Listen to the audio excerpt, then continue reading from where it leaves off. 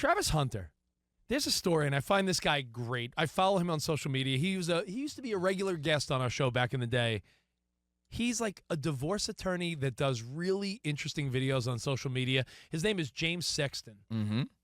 Really charismatic guy. For anyone going through a divorce or a separation, he's really like the expert on like how to make it work the best. This guy, we've known him for what, 15 years? At least, yeah. He's like the no BS, straightforward kind of guy and when I it comes remember to this stuff. He would come on our the show. injustice that mostly men have to go through. And unfortunately, he would always bring up, hey, listen, guys, you might be happy in your relationship, but you go through a divorce during the unanticipated worst times.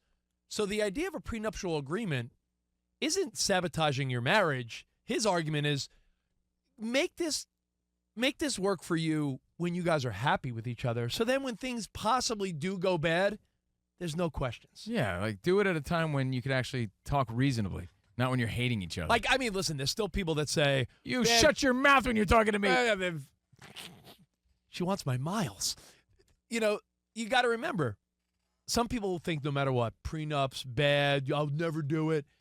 But because it screams to the other person that you don't trust this relationship. We saw this on unfortunately season 8 of Love Is Blind. Remember, Rich? Yeah, the girl's family female wanted to have one for the guy. Well, because she came from money and she was a success story, and he seemed like he didn't have his S together.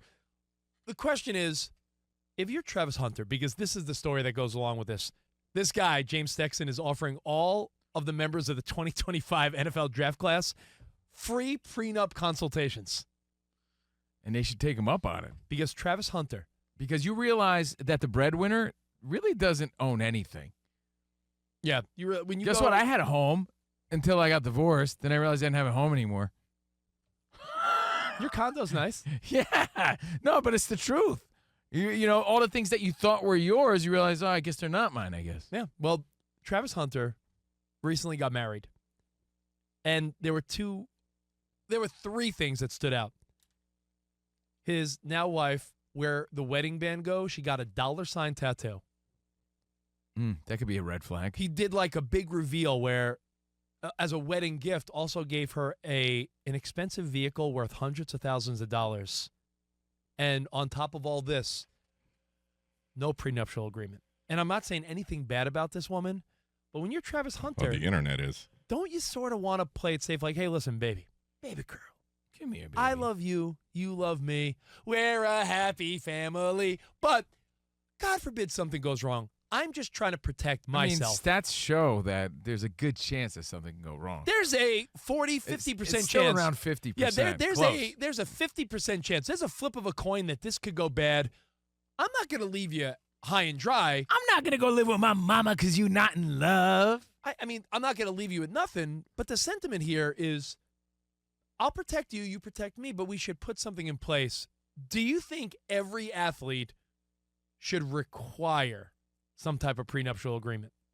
Yes. And should the woman have to accept it? What about like Patrick Mahomes, though, where it was a high school sweetheart? Yeah, these are like, you're right. These are those rare exceptions. Like we've known each other since we're 16. And yeah, he probably couldn't have done it without her and her support. Yeah. I mean, and he was a doofus in high school. Like he got a girlfriend like that was a class above him, then if again, you know what I'm saying. His dad was a big leaguer, so she sort of maybe knew. Doesn't make him less of a doofus when he was in high school. Yeah, that is true. I saw he said himself, like, I was awkward and weird around her, and I'm lucky that she liked me. I think those stories of the high school romance are that's like an easy what's it called? Like it was she was rolled into this. Because I think it's an easy way to just say, if you were there before that happened, then you don't have to worry about it. I think but if it's after the contract you guys got together, then why not a prenup? It should be almost mandatory just to protect a lot of these people. She's been his girlfriend and fiance all through college. Right. So where does that good. start, though?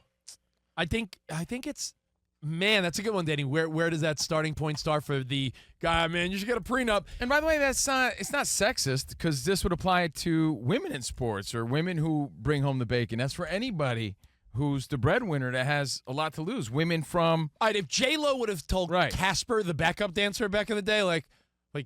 But why, J-Lo? Why do we need a prenup? You know why we need one? I don't know if we need a prenup, Jennifer J-Lo. Lopez. Why? Are you saying you don't trust me in this I relationship? trust you. Well, I feel a little offended now that But you want a I'm Jennifer prenup. Lopez. Maybe I think Is you don't J-Lo a love me so Muppet all much. of a sudden? Yeah, I feel like I'm watching the Muppet Show. You don't remember J-Lo Did you on guys South Park? Do you guys feel like you were witnessing something you shouldn't have seen?